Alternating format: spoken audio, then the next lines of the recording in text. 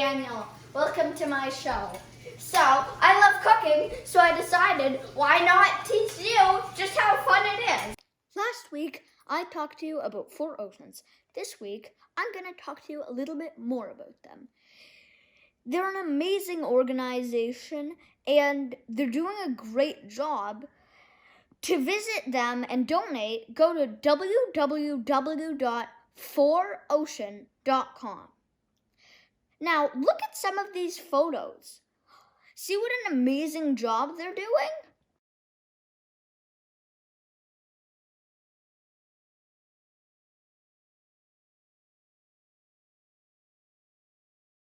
Now, let's make some chili.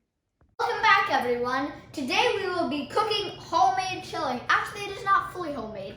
It is coming from, once again, an amazing radish recipe called the Game Day Chili. Let's open up our recipe and see what magic lies inside. Here's what you're gonna need. You're gonna need chili powder, cumin, cocoa powder. Yes, I found that weird too. 1 teaspoon oregano, 1 teaspoon pepper, 2 teaspoons of kosher salt, but you can just make it usual salt. Really, nobody cares. 1 onion. Cooking onions work best, but you can use any onion you want. 2 carrots, 4 real cloves of garlic, 2 tablespoons of olive oil, 1 pound of lean ground beef. Not just any kind of ground beef, lean ground beef. And you have 1 28-ounce can of crushed tomatoes, 1 15-ounce can of tomato sauce, 1 15-ounce can of pinto beans. Wow, this is a lot of 15-ounce cans. 1 15-ounce can of kidney beans, and 1 15-ounce can of black beans. As you can see, this is a 3-bean chili. You start off the recipe by stirring chili powder, cumin, cocoa powder, oregano, pepper, and 1 teaspoon of salt in a small bowl. Right now, I have to put in 2 tablespoons of chili powder. So, at this very moment, we are putting 1 tablespoon of cumin into our mixture. Okay, everyone, so here's a tip. It says to put in cumin. It's always a good idea to put in some more cumin, because who doesn't like cumin? Cumin's great. Next, we put in cocoa powder. This part may surprise you. It's not an ingredient in most chilies, is it? But it does add quite a tang of bittersweet flavor, and it's a nice ingredient. So you'll want 2 tablespoons of these, and these heart-shaped measuring spoons.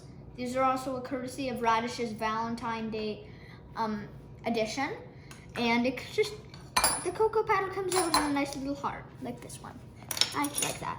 So we next have to mix this in with our chili powder and our cumin.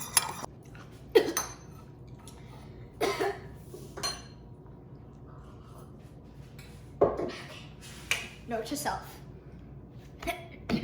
Anyway, do not eat 2 tablespoons of cumin with 2 tablespoons of chili powder and a bunch of cumin. I'm now dicing the onion. Please, chopping an onion really makes you cry.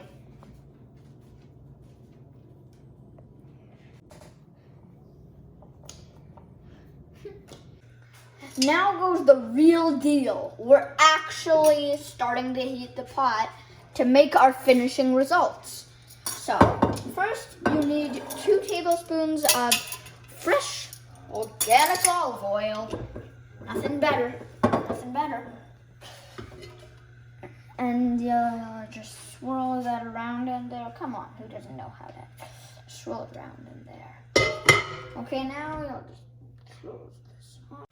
Okay, so our next step is to put the veggies we had into the pot. And then cook until very soft, 8 to 10 minutes. So I'm gonna put it right in like that, then scrape out all the rest, and then I'll take a long-handled spoon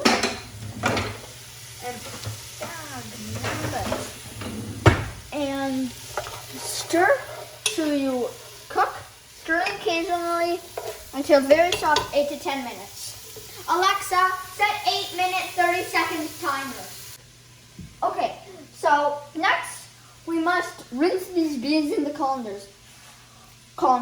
Why rinse, you might say? Well, because if you don't rinse, you'll be tooting like crazy. And you'll be tooting like crazy anyways, because this is a 3-bean chili. That's a lot of beans. Beans, beans, the magical fruit. The more you eat, the more you toot. Oh, beans, beans, the magical fruit. The more you eat, the more you toot. The more you toot, the better you feel. So eat your beans at every meal. Okay, our next step is to put in our lean ground beef and the spices, which I tasted earlier and did not agree to. Yeah.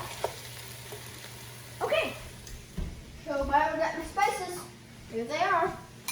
Here they go. Ha ha ha. Boil and bubble, toil and trouble. Mwah ha ha. Mwah ha ha.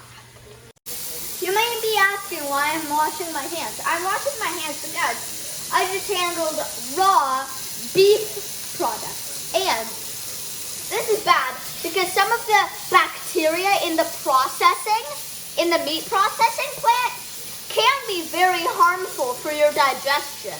To add our crushed tomatoes and tomato sauce into this mixture. Okay, here goes. Plop, plop, plop. And then you could just get all of the rest of this out.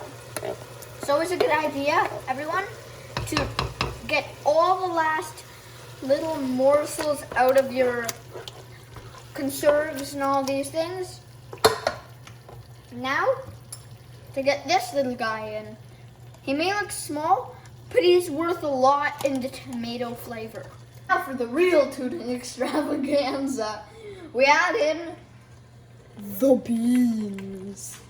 Okay, here goes nothing. Kerplop, kerplop, kerplop.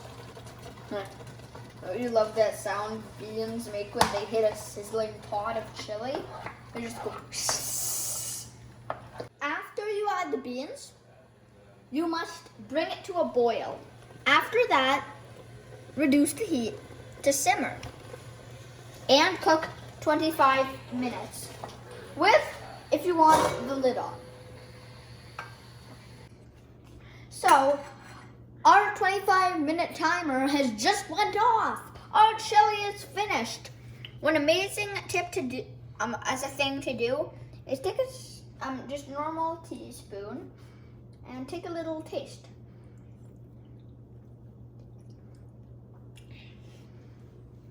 Wow, that's good. In my opinion, it doesn't need anything. It's amazing, everyone. It's amazing. Once again, no more spice needed. This amazing game day chili is finished. Now, time to eat. Here we have our fixings for our chili. I'll take a nice big dollop of sour cream, just like that. And then I stir that in, because whenever I have sour cream, it's a good idea to stir it in so the flavor gets everywhere. Next, put in a little bit of cheese. Nice bit of Tex-Mex cheese there. And mix it all up. Then if you want, you can add a little bit more of something. I mean, You could be a big cheese man, you could be a sour cream man. You could be either. Everyone has their preferences on their fixings. Now to eat.